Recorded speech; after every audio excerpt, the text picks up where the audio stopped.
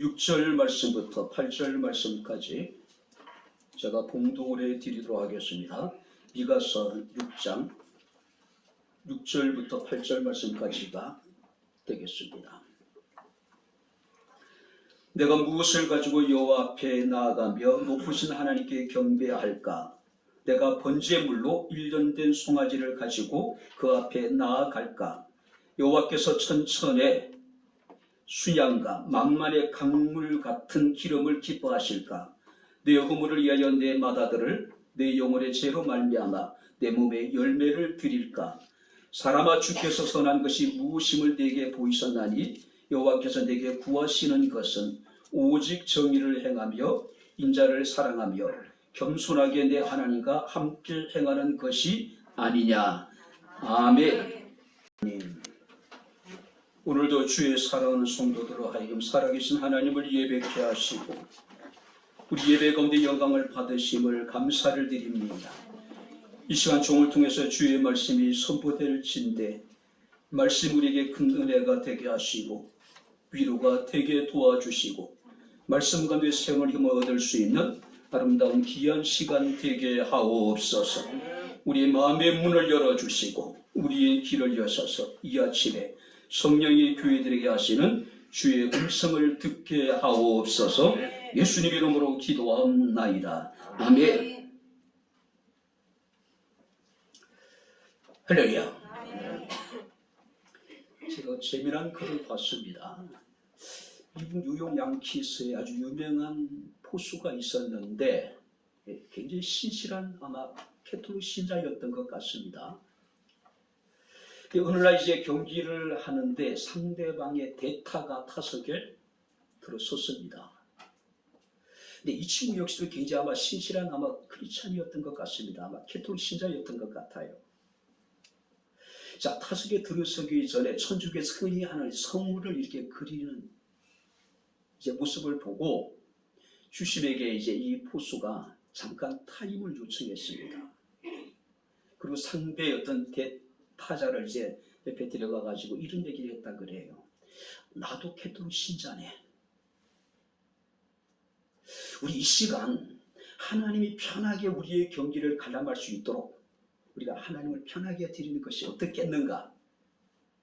그런 얘기를 했다 그래요. 여러분들이 모든 사람들이 다 자신의 팀이 이기기를 원할 텐데 다 같은 마음을 가지고 있을 텐데 하나님 얼마나 곤란스럽겠어요. 그리고 모든 걸 우리가 하나님께 맡기고 하나님이 편안하게 우리의 경기를 관람할 수 있도록 해드리는 것이 어떻겠는가? 하나님 오늘도 우리 예배 가운데 함께 하십니다. 할렐루야. 하나님이 편안하게 우리의 예배를 받으실 수 있도록 할렐루야.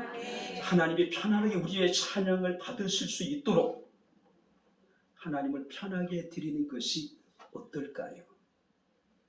염려와 근심과 우리의 짐을 다 여호와께 맡겨버리고 할렐루야. 아멘. 우리 옆에 있는 분들과 인사하겠습니다. 하나님 우리와 함께 하십니다. 인사하겠습니다. 하나님 우리와 함께 하십니다. 할렐루야. 아멘. 자, 오늘 본문은요 매우 짧지만은 많은 의미를 우리에게 던져주고 있는 말씀입니다. 자, 미가 선지자는 신앙을 저버린 이스라엘 백성들의 삶에 대해서 이제 책망을 합니다. 자, 이스라엘 백성들의 죄라고 하는 것은 크게 두 가지 양상을 띠게 되는데 첫 번째가 뭐냐 하면은 종교적인 타락입니다. 자, 종교 예배의식의 타락이라고 이야기를 할 수 있습니다. 이것은 바로 북이스라엘과 남유다의 수많은 선지자들의 공통된 지적입니다. 한마디로 여러분들이 미가 선지자는 물질을 얻기 위해서 순수한 종교의식을 희생하는 종교 지도자들에 대해서 강력하게 그들에게 대해서 경고하고 책망하는 모습을 우리가 보게 됩니다. 한마디로 당시의 종교 지도자들이라는 것은 하나님의 종으로서의 어떤 그들이 사명의식을 가지고 자신의 직무를 감당하는 것이 아니라 마치 장사꾼처럼 느껴질 정도로 그들은 탐욕에 빠져 있었던 모습을 우리가 보게 됩니다. 자, 뿐만 아니라 당시 여러분들이 유다와 이스라엘 백성 사이에서도 가정 내에서 우상을 섬기기도 하고 가장 기본적인 하나님의 백성으로서의 책임과 의무도 다하지 않았던, 자기 만연했던 그런 시대를 그들이 살아가고 있었던 모습을 우리가 보게 됩니다. 또 다른 여러분들이 제약이 뭐냐 하면은 사회적인 불의입니다.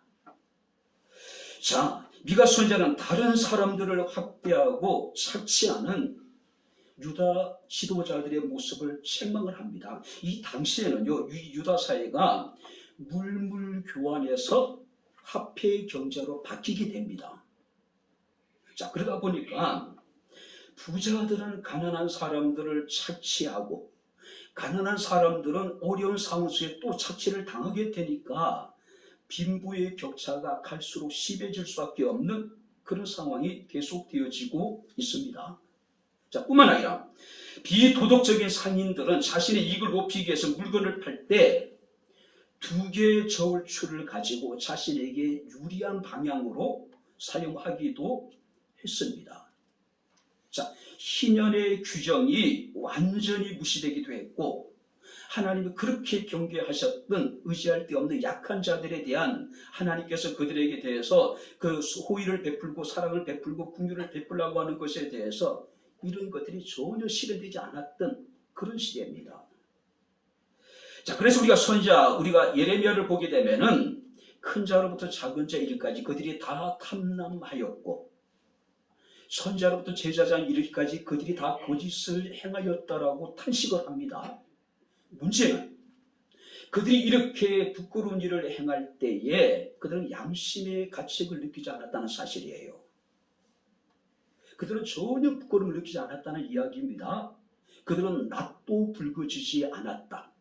한마디로 그들은 양심의 화인을 맞았다는 이야기입니다. 자, 우리가 미가 시대를 보게 되면은요, 미가서 2장 1절 말씀을 보면은 그들이 침상에서 죄를 꾀하며 악을 꾸미고 날이 밝으면 그 손에 힘이 있으므로 그것을 행하였다라고 이야기를 합니다. 가진 자들은 밤잠 자지 않고 악을 꾀하고, 그리고 날이 밝으면은 밤에 꾀한 그 악을 실제적으로 실행을 했다는 이야기입니다. 뿐만 아니라 3장 2절 3절 말씀 보니까 너희가 선을 미워하고 악을 기뻐하며 내 백성의 가죽을 벗기고 그 뼈에서 살을 뜯어 그들의 살을 먹으며, 그들의 가죽을 벗기고 그 뼈를 꺾어 다시기를 냄비와 속 가운데 담을 고기처럼 하는도다. 여러분, 지금 제가 말씀드린 말씀이 무슨 의미인지 이해를 하시겠어요? 선을 미워하고 악을 기뻐했을 뿐만 아니라 백성들의 가죽을 벗기고 그 뼈에서 살을 뜯어서 그들이 먹었대요. 백성들의 가죽을 벗기고 그 뼈를 꺾어서 가지기를 냄비와 속 가운데 담을 고기처럼 그들이 담았다는 사실이에요. 그야말로 힘이 없는 사람들은, 여러분들이 가난한 사람들은 도저히 살 수 없는 상황이 지금 그들 앞에 펼쳐지고 있었다는 겁니다. 이 외에도 미가 시대에 종교 지도자들이나 이스라엘 지도자들이 행한 죄악이라고 하는 것은 말로 표현할 수 없을 정도였다는 사실이에요. 자, 그런데 놀라운 것은 이렇게 철저하게 부패했음에도 불구하고 성전에서 드려지는 아침 제사와 저녁 제사에 수많은 사람들이 몰려서 수많은 예물을 드리기 시작했다는 사실이에요. 물론 여러분들이 우리가 암울한 시대에 많은 사람들이 하나님의 성전에 와서 하나님 앞에 제사를 드리는 것이 상당히 고무적이라고 우리가 이야기할 수 있겠지만은, 근데 결코 그것은 좋은 의미로만 이해할 수 없는 상황이었다는 이야기예요. 왜냐하면 실제 그들의 삶이라고 하는 것은 엉망임에도 불구하고 그들은 오직 종교적으로 그들은 행사에 집착을 하는 겁니다. 한마디로 그들은 정상적으로 주님 앞에 나와 예배를 드리는 것이 아니라, 정상적으로 하나님 앞에 제사를 드리는 것이 아니라 그들은 병적으로 주님 앞에 나와 희생의 제물을 드리고 하나님 앞에 제사를 드렸다는 사실이에요. 그래서 우리가 미가 선지자와 같은 시대를 살았던 선지자 이사야는 이사야 1장 13절에 헛된 재물을 다시는 가져오지 말라. 성회와 아울러 악을 행하는 것을 내가 견디지 못하겠노라고 하나님께서 말씀하시는 모습을 우리가 보게 됩니다. 하나님이 당시 이스라엘 백성들이 드리지는 그 희생의 제사가 너무나도 역겨웠다는 이야기예요. 그래서 다시는 이런 희생의 제물을 가져오지 말라고 말씀하고 있는 겁니다. 자, 그래서 결국 하나님께서는 유다와 이스라엘을 심판하시기로 작정을 하셨습니다. 근데 여러분들이 하나님 심판의 과정을 보게 되면 갑자기 심판하시는 것이 아니라 먼저 그들을 심판하기 전에 그들과 변론을 하십니다. 그 변론의 과정이 우리가 1절부터 5절에 기록되어져 있는 겁니다. 자, 하나님께서는 이스라엘 백성들과 여러분들이 변론하시면서 먼저 당신 자신이 이스라엘 백성들에게 공의를 행했다고 말씀을 하고 있습니다. 그래서 하나님께서는 이스라엘 사람들이 430년 동안 애굽에서 노예 생활을 할 때 그들을 속량하셨고, 그들을 40년 동안 광야 생활 가운데 하나님께서 모세를 주시고 아론을 주시고 미리암을 주셔서 그들의 지도자로 세워서 그들을 인도하셨다라고 말씀을 하고 있습니다. 뿐만 아니라 모압의 발락과 발람 선지자가 악을 도모할 때 하나님께서는 그 발람 선지자의 그 악을 하나님께서는 오히려 복이 되게 하시고 그들에게 유익이 되게 하셨다는 이야기입니다.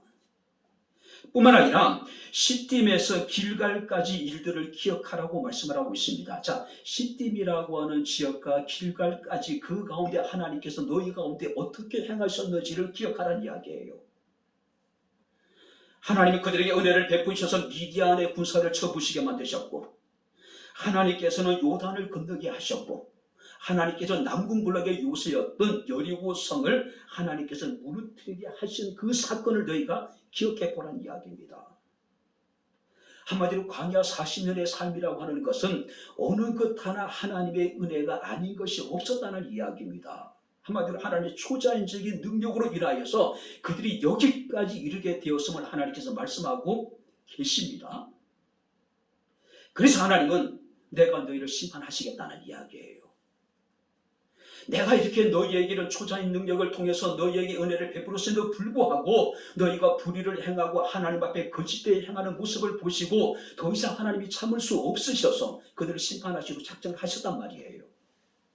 그런데 이스라엘 백성들은 생각이 달랐습니다. 하나님이 이렇게 우리에 대해서 분노하시고 우리에 대해서 심판을 하신다는데 우리가 이대로 그냥 갈 수 없지 않느냐. 그래서 그들은 보상적인 속죄 수단을 사용을 합니다. 그것이 뭐냐면은 물질을 통해서 분노한 하나님의 마음을 달래보고자 하는 마음을 가진 거예요. 물질을 통해서. 그죠? 그게 6절, 7절에 기록되어져 있습니다. 특별히 여러분들 우리가 6절 말씀을 보게 되면 내가 무엇을 가지고 여호와 앞에 나아가며 높으신 하나님께 경배할까? 자, 여기 보시기 바랍니다. 내가 무엇을 가지고 여호와를 만날 수 있을까? 무슨 얘기냐면은 과연 내가 어떻게 하면 하나님의 진노의 그 마음을 내가 누구를 수 있을까? 그들은 자신의 삶의 어떤 근본적인 변화를 통해서 하나님의 진노를 돌이키게 하기보다는 무엇으로? 그죠? 자, 여기 보게 되면 세 가지의 여러분들이 과정을 이야기합니다. 첫 번째는 뭐니까? 6절 말씀 보니까 1년 된 송아지입니다. 자, 내가 번제물로 1년 된 송아지를 가지고 그 앞에 나아가면은 혹시 하나님께서 마음을 돌이키셔서 우리에게 향한 진노를 거두지 않으실까? 그런 마음을 가진 거예요. 자, 여기서 1년 된 송아지라고 하는 것은 일반적으로 이스라엘 백성들이 하나님께 드린 희생의 제물입니다. 특별하지도 않지만은 부족하지도 않는 하나님 앞에 희생의 제물을 드리기에 가장 적절한 여러분들이 제물이었단 말이에요. 보통 여러분들이 일반적으로 송아지는 생후 7일 정도 되면은 하나님 앞에 희생의 제물을 드릴 수 있었어요. 그렇다면은 1년 된 송아지라고 하는 것은 그야말로 그래도 나름대로 괜찮은 제물이잖아요. 그죠? 이 정도 내가 하나님 앞에 드리면은 혹시 내가 하나님의 마음을 얻지 않을까? 하나님이 나를 향한 진노를 돌이키지 않을까? 그렇게 생각한 거예요. 두 번째가 뭐냐면은 천천의 수양과 만말의 강물 같은 기름을 드리면은 하나님이 나를 기뻐하실까? 자, 여기서 천천의 수양이라든지 만만의 여러분들이 강물 같은 기름이라고 이야기를 합니다. 자, 여기서 천천이라고 하는 건 복수를 말하는 겁니다. 수천 마리를 의미하기도 하고 수백만 마리를 의미하기도 해요. 한 사람으로서는 도저히 감당할 수 없는 엄청난 양의 희생의 제물을 말하는 겁니다. 이스라엘 사람들은 생각하기를 우리가 천천의 순양과 만만의 온 수많은 강물을 채울 수 있는 그런 하나님 앞에 기름을 드리면은 하나님이 우리를 기뻐하지 않으실까? 혹시라도 우리에게 내리고자 한 진노를 돌이킬 수 있지 않을까라고 지금 그들이 생각하는 거예요. 뿐만 아니라 더 나갑니다. 7절 말씀을 보게 되면은 내 허물을 위하여 내 맏아들을 내 영혼의 죄로 말미암아 내 몸의 열매를 드리면 어떨까?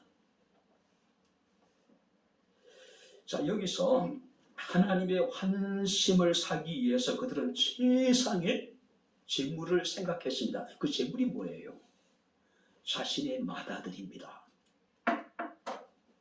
자, 자신의 몸의 열매를 내가 하나님 앞에 드리면은 그러면 하나님이 나를 기뻐하지 않으실까?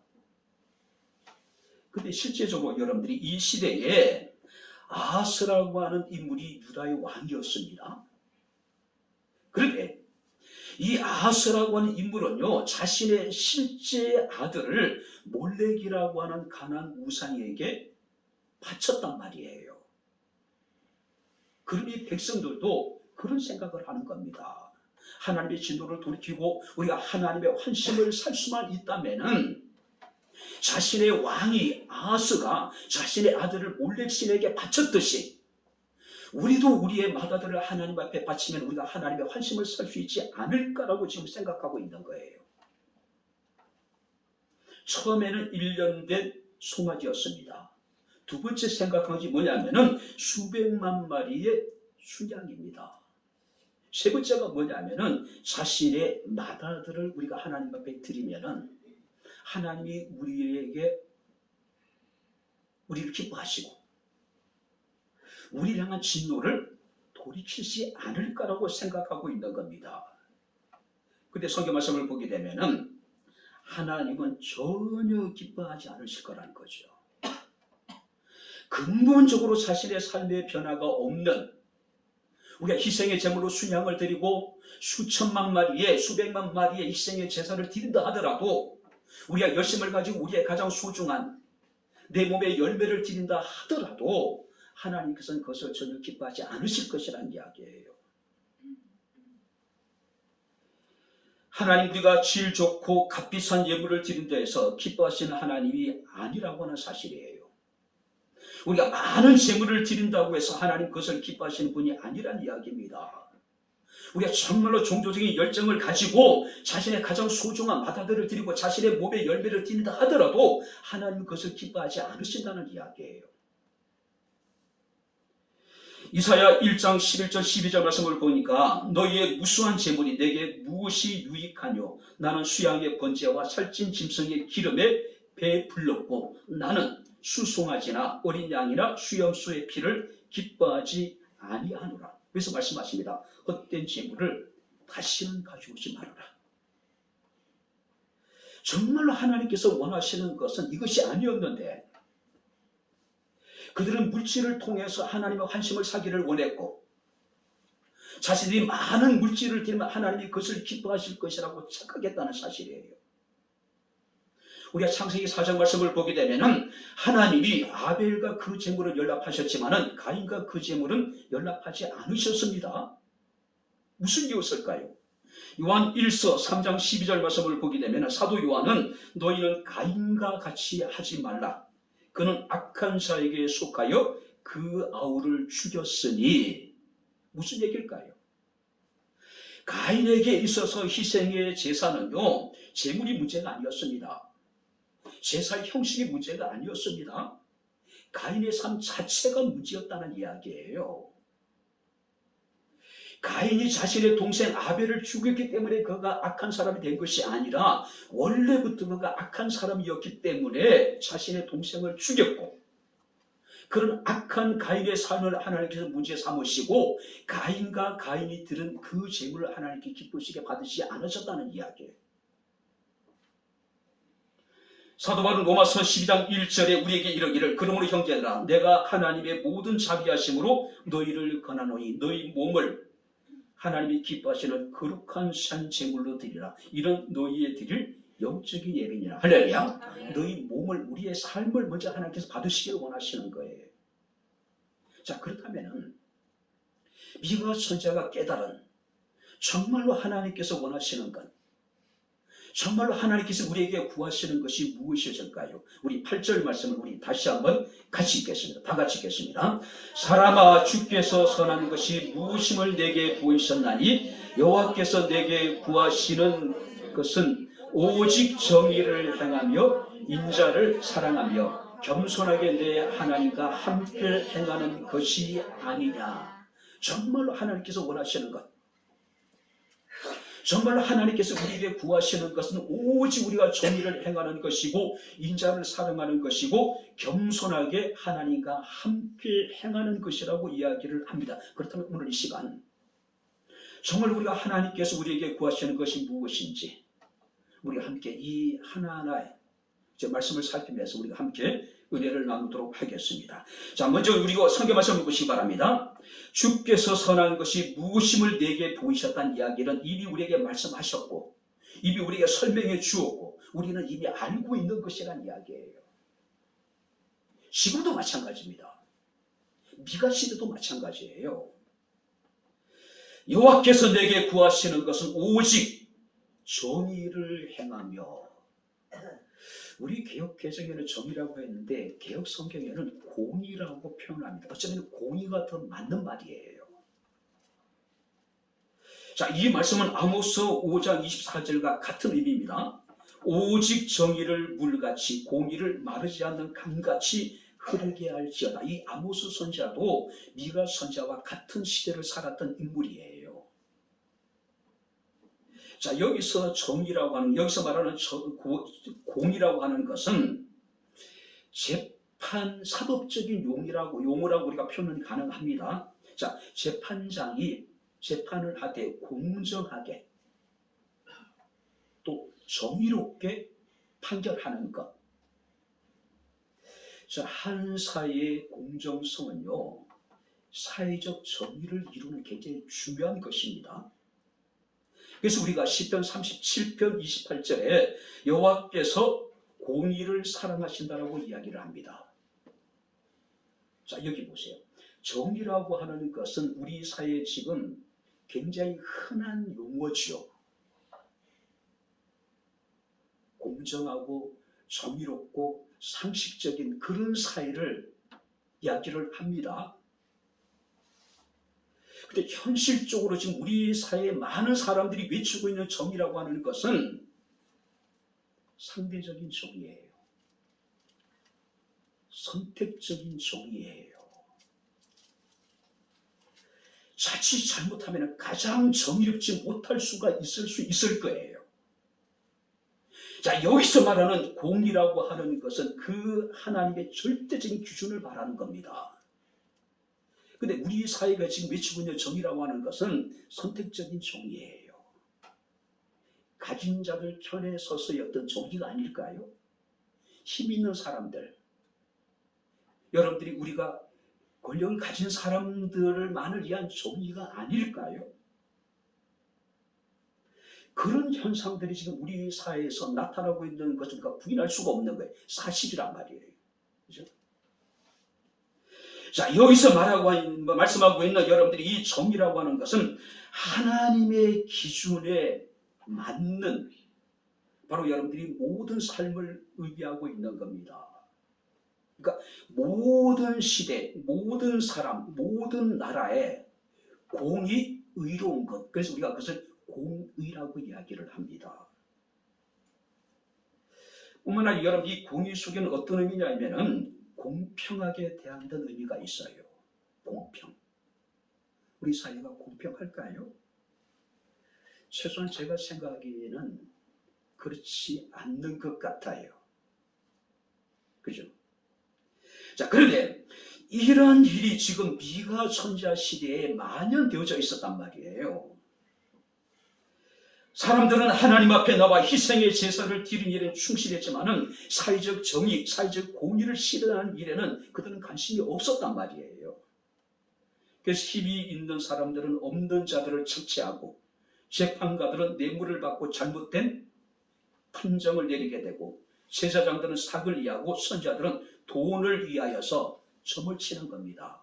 많이 주면은 길을 이야기하고 돈을 적게 주면은 흉한 일을 예언하는 거예요. 오늘 한마디로 하나님께서는 그들에게 내가 너에게 정말 원하는 것은 공의라고 이야기를 하고 있어요. 너희가 수양의 천천의 여름 제물을 드리고 너희가 1년 된 여러분들이 그 수소를 드리고 너희가 무엇을 네가 가서 소중하게 여기는 너의 마다들을 드리고 너의 몸에 열매를 드리는 것보다는 하나님께서 원하시는 건 뭡니까? 우리 사회가 공의로워지는 것, 우리 사회가 좀 더 정의로워지는 것. 우리가 사회의 정의가 무너지게 되면은 어떤 일이 벌어지게 될까요? 사람들이 절대 평등한 대우를 받지 못합니다. 사람들은 인격적인 우리가 대우를 받지 못하게 돼요. 서로 간의 어떤 신뢰가 무너질 수밖에 없겠죠. 무슨 말을 하더라도 사람들은 그 사람의 이야기에 귀를 기울이지 않습니다. 그래서 미가서 7장 5절 말씀을 보니까 너희는 이웃을 믿지 말며 친구를 의지하지 말며 내 품에 누운 여인에게라도 내 입의 문을 지켜버리라. 그러니까 어느 것 하나 마음 들 곳이 없는 거예요. 특별히 여러분들이 우리가 누구보다도 자신의 흉금을 털어놓고 얘기해야 될 대상인 아내에게조차도 솔직함을 드러내서는 안 된다는 이야기예요. 이레미야 선지자 오늘 우리에게 이르기를 5장 1절에 너희는 예루살렘 거리로 빨리 다니며 그 넓은 거리에서 찾아보고 알라. 너희가 만일 공의를 행하며 진리를 구하는 자 한 사람이라도 찾아내면 내가 이 성을 멸하지 않겠다. 하나님이 선지자 예레미야를 통해서 말씀하신다. 너는 예루살렘 거리를 빨리 돌아다니면서 공의를 행하고 진리를 추구하는 한 사람만 찾으면 내가 이 예루살렘을 멸망하지 않겠다고 이야기하고 있어요. 정의를 행하고 공의를 행하고 진리를 구하는 사람 단 한 사람. 이 시대 하나님이 찾으시는 사람 바로 이런 사람이 아닐까요? 정말 하나님께서 우리에게 원하시는 것은 우리가 정말로 공의를 행하고 진리를 추구하는 그 한 사람. 바로 하나님 우리에게 원하시는 그것이 아닐까요? 그 한 사람이 우리가 되었으면 좋겠습니다. 할렐루야. 그 한 사람이 그 하나님이 찾으시는 그 한 사람이 우리 교회 주의 성도들이 됐으면 좋겠어요. 두 번째 말씀을 보시기 바랍니다. 8절 말씀을 보게 되면은 오직 정의를 행하며 인자를 사랑하며. 자, 호세아서 6장 6절과 여러분들이 관련된 말씀입니다. 나는 인애를 원하고 제사를 원하지 아니하며 번제보다 하나님을 아는 것을 원하노라. 자, 여기서 인자를 사랑한다는 이야기, 인자라고 뭡니까? 헤세드라고 하는 단어를 사용합니다. 헤세드는요, 언약적인 사랑입니다. 이 사랑은 흔들리지 않는 사랑이고 변함없는 사랑이고 여러분들이 높은 차원의 사랑입니다. 무조건적인 사랑이에요. 정의가 살아있을 때 그 사회가 공평해지게 되겠죠. 그리고 그런 사회가 건강한 사회가 됩니다. 그런데 정의가 살아있다고 국민들의 삶이 행복할 수 있을까요? 정말 우리가 정의만 살아있다고 그 사회가 정말로 살만한 사회가 될 수가 있을까요? 선택적인 정의는요, 우리 사회를 더욱더 암울하게 만듭니다. 독성에 빠질 수 있고 독재가 될 수가 있어요. 이것들에 대해서 우리는 경계를 해야 돼요. 최소한 그리스도인이라면 시대적인 통찰을 가지고 있어야 되지 않을까요? 자, 정의가 있으면 우리 사회가 공평해질 수는 있는지 모르겠지만은 만약에 정의만 있고 사랑이 없다면, 인자가 없다면 우리 사회가 얼마나 삭막해지겠어요. 그죠? 성경을 보니까 하나님은 공의로우신 분입니다. 뿐만 아니라 하나님은 인자하신 분입니다. 자, 여기서 인자를 사랑한다는 이야기는 친절을 베풀한 이야기입니다. 이웃을 어려움을 돌아보란 이야기입니다. 이웃에게 사랑을 베풀란 이야기입니다. 우는 자들과 함께 울고 웃는 자들과 함께 웃을 수 있는 그런 사람이 되어란 이야기예요. 미가 시대는 그렇지 못했습니다. 그렇다면 우리 시대는 그때와 다를까요? 별반 다를 것이 없을 것 같아요. 자, 여러분들이 절망한 죽음에 이르는 병이라고 얘기했던 기르케고로 나오는 사람의 글에 보면 이런 이야기가 있습니다. 독실한 그리스도인 기부인이 추운 겨울날 마차를 타고 극장을 갑니다. 자, 극장 안에 들어가서 연극을 보면서 그는 가난한 사람들을 돌보지 않는 주인공에 대해서 막 분노해요. 근데 그 순간에 자신을 이곳까지 데리고 온 마부는 밖에서 그 추위에 들들대면서 온몸이 지금 얼어가고 있는 거예요. 사회적인 부조리에 대해서 분노하지만은 정작 사랑을 실천하지 않고 인자를 행하지 않는 그리스도인의 이율 배반적인 모순된 모습을 꼬집고 있는 겁니다. 요즘에 젊은 부부들을 보게 되면은 지나치게 계산적이죠. 상대가 이만큼 해주면은 나도 이만큼 해주겠다는 이야기예요. 어떤 사람은 그런 얘기를 하더라고요. 명절 때 되면은 시집을 가고 친정을 가잖아요. 시간까지 계산하는 거예요. 니네 집에서 몇 시간 있었으니 우리 집도 몇 시간 있어야 된다. 그들은 그것을 사랑이라고 이야기를 합니다. 물론 지금 젊고 힘이 있으니까 우리가 그걸 사랑이라고 이야기할 수 있겠지요. 과연 여러분들이 20년이 지나고 30년이 지나고 40년이 지났어도 그들이 그것을 사랑이라고 이야기할 수 있을까요? 그죠? 젊은이들의 생각을 다 우리가 잘못됐다고 이야기할 수 없겠지만은 지금이 아니라 10년, 20년, 30년, 40년 후에도 그들이 주는 것만큼 받고 받는 것만큼 주겠다라고 하는 이것이 사랑이라고 이야기할 수 있겠느냐는 이야기예요. 그죠? 헤세드라고 하는 것이, 이 인자라고 하는 것은 팽팽하게 맞서는 긴장감의 사랑이 아니에요. 계산적인 여러분들이 저울질하는 사랑도 아닙니다. 조건이 없는 거예요. 헌신적인 사랑입니다. 변함없는 사랑이에요. 사랑할 수 있을 때까지 사랑하는 것이 여러분들 헤세드의 사랑이에요. 그런데 우리는 어떻습니까? 받는 것만큼만 주겠다는 거죠. 그죠? 주는 것만큼 받으면 여러분들이 된다고 생각하는 거예요. 많은 사람들은 정말로 헌신의 사랑을 기대하고 있습니다. 다함이 없는 그런 사랑을 기대하기를 원합니다. 그런데 실제적으로 우리가 그러할까요? 그죠? 최소한 여러분들이 내 사랑하는 남편에게, 내 사랑하는 아내에게는 이런 사랑을 우리가 받아야 되지 않을까요? 근데 현실은 그렇지 못하단 말이에요. 지극히 계산적이에요. 저울에 달듯이, 그죠? 조금 넘치면 빼버리고, 조금 부족하면 올려주고, 그죠? 그걸 우리가 사랑이라고 얘기할 수 있을까요? 길무지는 그런 얘기를 합니다.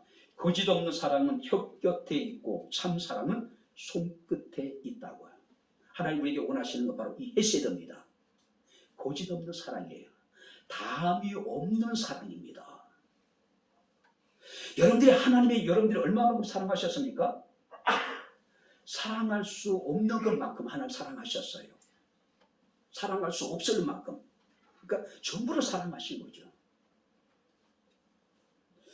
요한일서 4장 20절 21절 말씀이니까 이렇게 말씀하고 있습니다. 무릇 하나님을 사랑하노라 하고 그 형제를 미워하면 이는 거짓말하는 자라고 이야기합니다. 보는 바 형제를 사랑하지 아니하는 자는 보이지 못하는 바 하나님을 사랑할 수 없다. 그리고 요한일서 3장 23절 말씀을 보게 되면 그의 계명은 이것이니 곧 그 아들 예수 그리스도의 이름을 믿고 그리고 그가 우리에게 주신 계명대로 서로 사랑할 것이니라. 하나님이 우리에게 주신 새 계명이 뭡니까? 예수 그리스도 이름을 믿고 우리가 서로 사랑하는 것. 이게 인자입니다. 이게 에세드예요. 그리고 여러분 요한일서 3장 18절 말씀을 보게 되면 자녀들 우리가 말과 혀로만 사랑하지 말고 한번 따라해 보시기 바랍니다. 행함과 진실함으로 하자. 말과 혀로만 사랑하지 말고 행함과 진실함으로 하자라고 말씀을 하고 있습니다. 이것이 바로 하나님께서 오늘 우리에게 원하시는 겁니다. 하나님께서 우리에게 구하시는 것이 바로 이런 사랑이에요. 먼저 가장 가까운 사람을 사랑하십시오. 내 아내가, 내 남편이 나의 전부인 것처럼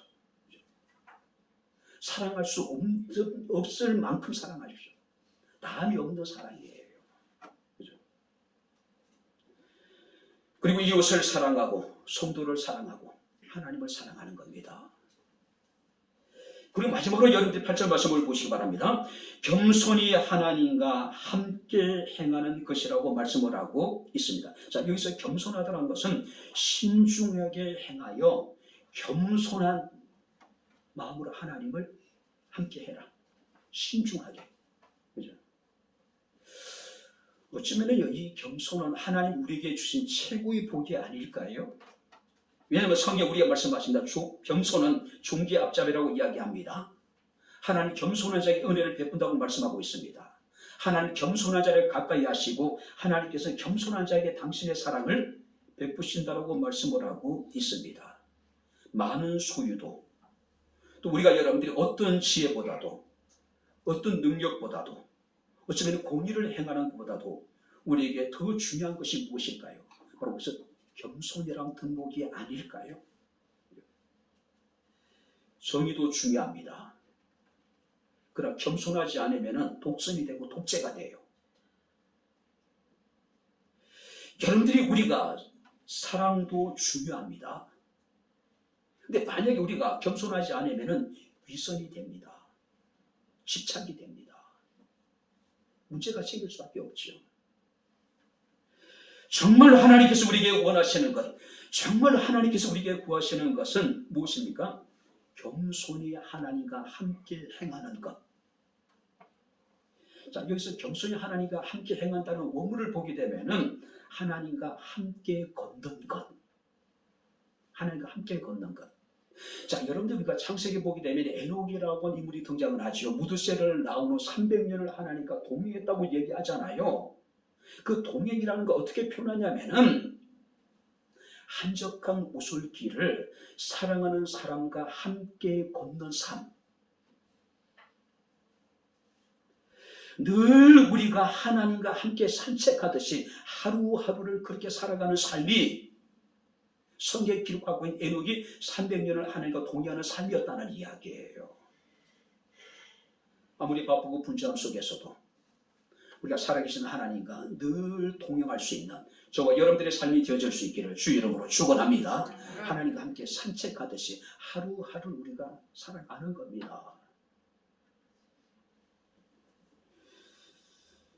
겸손히 하나님과 동행한다고 하는 것은 어쩌면 우리 신앙생활의 엄청난 특권입니다.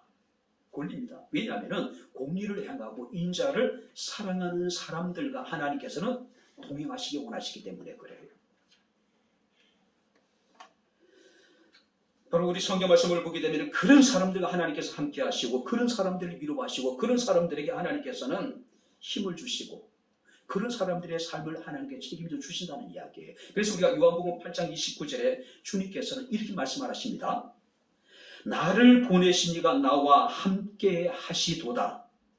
나는 항상 그가 기뻐하시는 일을 행함으로 한번 따라해 보시기 바랍니다. 나를 혼자 두지 아니하셨나니라. 예수님이 항상 하나님께서 기뻐하신 일을 행함으로 인하여서 하나님이 그를 혼자 두지 아니하셨다는 거예요. 자, 예수님이 하나님을 기쁘시게 하는 일을 행하셨다고 말씀하고 있는데 그 기쁘시게 했던 일이 어떤 일일까요? 십자가의 희생에 여러분들이 제물이 되신 사건이에요. 왜요? 그리스도의 십자가의 고난은 하나님의 공의와 하나님의 사랑을 충족시킨 것이 바로 십자가의 고난입니다. 죄의 형벌에 대해서 예수께서 십자가의 고난 당하심으로 죽으신 것이고 세상을 향한 사랑이 그리스도 십자가의 고난 당하심으로 말미암아 천하 만민을 구원하셨기에 십자가라고 하는 것은 하나님의 공의와 하나님의 사랑을 여러분 충족시킨 대사건이라는 이야기예요. 그래서 하나님께서는 예수 그리스도를 혼자 두지 아니하셨다라고 말씀하고 있음을 우리가 보게 됩니다. 이제 말씀 마치도록 하겠습니다. 어쩌면 지금까지 한국교회는 어쩌면 지금 우리 백향국교회 성도들은 6절과 7절의 것들에 집중했는지 모르겠어요. 1년 된 송아지를 드리면 하나님께서 나를 기뻐하실까? 천천의 수양을 드리고 수많은 강물을 채울 수 있는 그런 기름을 하나님이 드리면 하나님이 나를 기뻐하실까? 아니 나의 가장 소중한 그 이상의 것을 내가 하나님 앞에 드리면 하나님 나를 기뻐하실까? 그래서 우리는 예배, 또 우리 여러분들의 헌금에 대해서 또 여러분들 우리는 회개와 내적인 부분에 대해서 우리 많은 관심을 가집니다. 자, 그러다 보니 신앙이 관념적이 될 수밖에 없을 것이고 또 내면적인 것만 추구하게 되고 신앙이 지극히 개인적인 그 신앙이 될 수밖에 없는 것이죠. 자, 그렇다면 어떻게 될까요? 누가복음 12장 42절에 주님께서 말씀하십니다. 화 있을진저 너희 바리새인들이여 너희가 박하와 운양과 모든 채소의 11조는 드리되 공의와 하나님에 대한 사랑은 버리는도다. 그리고 말씀하십니다. 그러나 이것도 행하고 저것도 버리지 말아야 할지니라. 우리가 어떻게 하나님 앞에 제사를 드리면 어떻게 하나님 예배를 드리면 하나님이 기뻐하실까 뿐만 아니라 실제 우리의 삶에서 정의를 행하고 사랑을 행하고 우리가 겸손함을 하나님께 동의하는 삶 이것도 행하고 저것도 버리지 말래요. 둘 다 균형 잡힌 신앙생활을 할 것을 우리에게 지금 말씀하고 있습니다. 바랍니다. 이것도 행하고 저것도 버리지 말아라. 참된 예배를 드릴 뿐만 아니라 참된 예배자의 삶을 통해서 하나님 앞에 영광을 돌리기를 하나님께서 우리에게 원하시고 계시다는 사실입니다. 참된 예배자의 삶, 참된 예배자로서 영과 진리와 하나님을 예배하는 삶, 균이 잡힌 신앙 삶, 저와 여러분들의 삶이 되어줄 수 있기를 주님의 이름으로 축원합니다. 기도하겠습니다. 참 좋으신 아버지 하나님, 하나님의 은혜와 사랑을 진심으로 감사합니다. 우리의 신앙이 관념적이거나 내면적인 개인적인 것이 아니라 참으로 아버지 하나님 앞에 공의를 행하며 인자를 사랑하며 겸손히 하나님과 동행하는 저희들의 삶이 되기를 원합니다. 이것도 행하고 저것도 버리지 말 것이라 말씀하신 아버지 하나님, 참된 균형 긴 신앙생활을 통해서 하나님을 기쁘시게 할 수 있는 저희들의 삶이 되게 하옵소서. 예수님 이름으로 기도합나이다. 아멘. 하늘에 계신 아버지 이름 거룩하옵소서.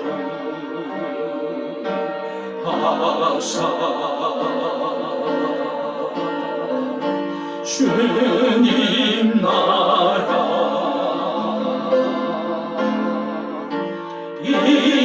임하시고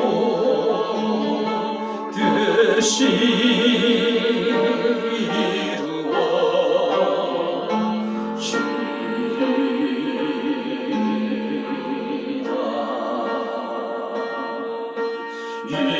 일용할 양식 주시고 우리들의 큰 죄 다 용서하옵시고 또 시험에 들게 마시고 악에서 구원하소서. 주의 나라 주의 권세 주의 영광 영원히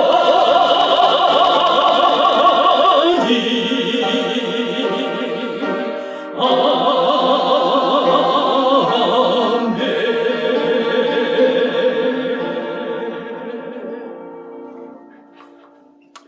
이제는 우리 주 예수 그리스도의 은혜와 하나님의 크신 사랑과 성령님의 교통 교제의 제 충만 역사 인도하심이 하나님께서 우리에게 원하시는 것, 주께서 우리에게 구하시는 것이 무엇인지를 깨달아 알며 온전히 하나님의 뜻 가운데 순종함으로 주의 기쁨이 되기를 원하는 주의 사랑하는 모든 성도들 머리머리 이에 저들의 가정과 직장과 사업장과 이 교회와 이 나라 이 민족 위에 지금부터 영원토록 함께 있을지어다. 아멘.